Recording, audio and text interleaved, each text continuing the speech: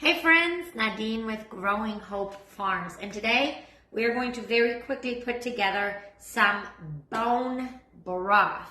All right, it is not complicated, it is easy, and the longest part about it is you just let it sit for 12 to 24 hours, but it takes no more than 10 minutes to throw together.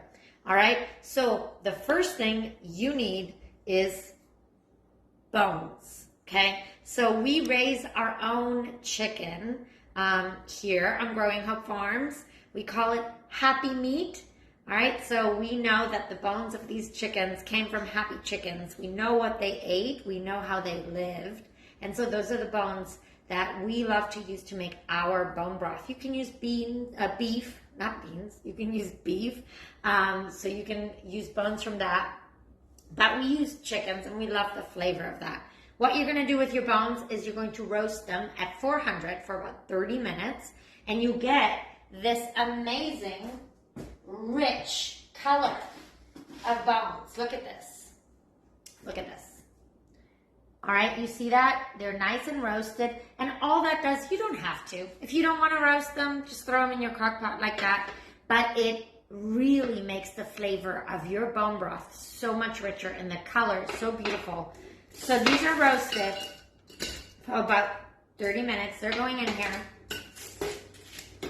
And then I like adding things that add anti-inflammatory properties.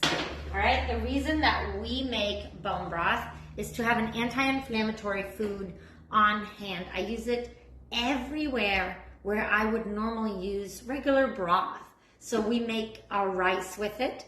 We make hummus with it. You could drink it straight up if you wanted to. So one of the ingredients that we love to add to the chicken bones is just onion. All right, this is all getting strained out after. So there's no need to chop it up finely or any specific way. Some people, I think, even leave the peel on. I take the peel off. All right, so onion goes in there. Onion is also an anti-inflammatory. It is has antioxidant properties, so that's great to add, okay? And then garlic, same. What a fabulous food to add to your bone broth, to add to your diet. So our garlic goes in there. Maybe I should have peeled this first. While this fiddles off, let me tell you, the reason we drink bone broth is because it is so good for your gut health. Bone broth is a superstar when it comes to gut health. So great to add to your gut health regimen. And then it's great if you're dealing with any bone or joint related issues. All right, your bone broth is great for anything joint and bone related. So take it for that. That is great. And then it is nutrient rich, and it is an immune booster, just like garlic and onion. Carrots, nutrient rich, a great addition to any broth, in my opinion. If you have, add celery. I don't currently have any, and that's okay. Thyme, fresh thyme. I just went outside. It's from the garden. All right, and you want to add that in there. It is also an anti-inflammatory, and it's antimicrobial. I can't say that, but that's what it is. All right, add that in there. It's so good. Throw some pepper in there with it. I do not season our broth richly because you can season it with whatever dish you're putting it in, right? And then I do a little bit of salt, not too much, because there's some recipes where I want to keep the sodium a little bit lower. Ginger. If you have fresh ginger, I prefer it. I don't currently have any fresh ginger, but when you're talking about anti-inflammatory food, you have to talk about ginger. That's just part of it. Ginger is fabulous. And same with turmeric. This is a great anti-inflammatory food. Now, why do we eat anti-inflammatory foods? They are the root cause of a lot of chronic illness that we are seeing pop up rampant everywhere, right? And so we want to help our bodies with anti-inflammatory things. turmeric, one of those. Superstar, tastes a little earthy, takes a little getting used to, but it's great in bone broth.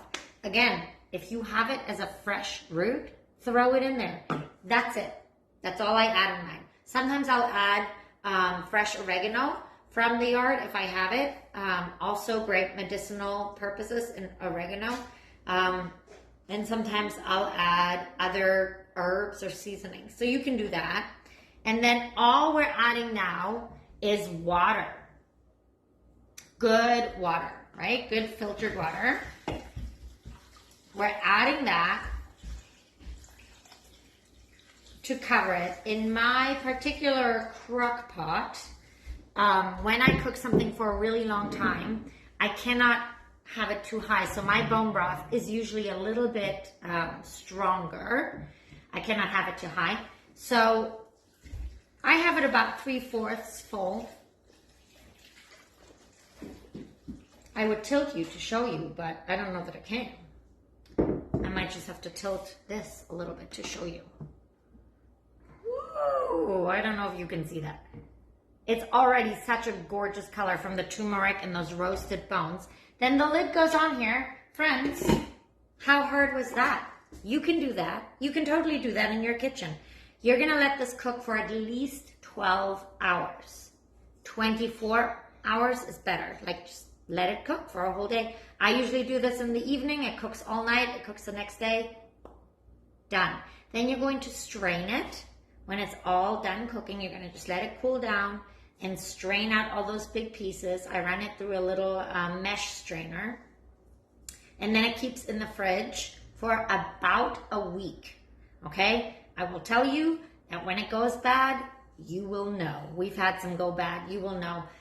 So if I know I'm not using it up within a week, I'll just throw it into the freezer and it stays there fabulously. It thaws wonderfully. So I have some plans for these, so this is not going in the freezer. This is just gonna store in the fridge.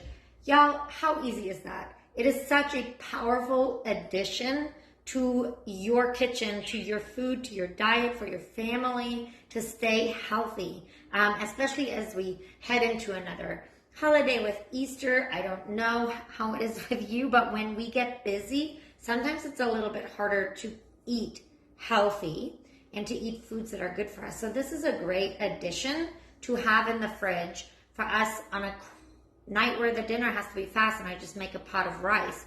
I'll make it with bone broth. And so I know there's extra nutrients in there for my family. Y'all, stay healthy, stay safe in all these crazy Tennessee storms. Until next time. Have to find my little clicker to turn it off.